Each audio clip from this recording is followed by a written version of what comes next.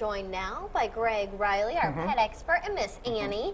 And we're here to talk about wellness checkups for your pets. Right, exactly. Now, last year, if people remember, I brought in an x-ray of Annie that, I was really surprised, but it showed that before I got her, she's a stray, that she was shot, and she had a 22 bullet in her chest. Wow. And that was completely, a surprise to me. So what I started thinking of is that doing a wellness exam on her every year and then just kind of sharing the results with people, more or less just to kind of bring us some awareness that just because you have an older dog and they seem to act all right and they're walking around wagging their tail doesn't necessarily mean that they're completely healthy. So we're going to start this every year with Miss Annie. Okay. And what I found with her is that, last year, other than having, this bullet in her chest, her blood work was perfectly fine in terms of her kidney values and her liver values.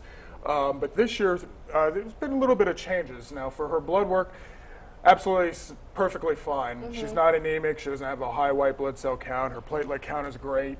But in terms of her heart, she does have a little bit of a heart murmur and a condition where her heart rate actually speeds up and slows down from the rate of her breathing, which sounds really strange. It's called a sinus arrhythmia. Right. So that's why basically I was thinking, these are some of the things that some people back home, they may want to have their dog checked out by their local veterinarian. Well, and it's just kind of like, I guess, people get their routine checkups. Exactly, and right. like you said, just because, you're walking around and feeling fine doesn't mean there couldn't be something underlying. And so if you find out, like you found out this heart murmur, what can you do for that in a pet? Right now with her, she has, say, a grade 1, maybe a grade 2 heart murmur, which is very mild. Okay. Really extreme would be, say, like a grade 6, where you can almost feel the heart murmur, without even pressing on the dog's chest. Yeah, okay. So for right now, she doesn't need any medication or anything like that. But once she does get worse with time and age, you can, certainly control that with medication.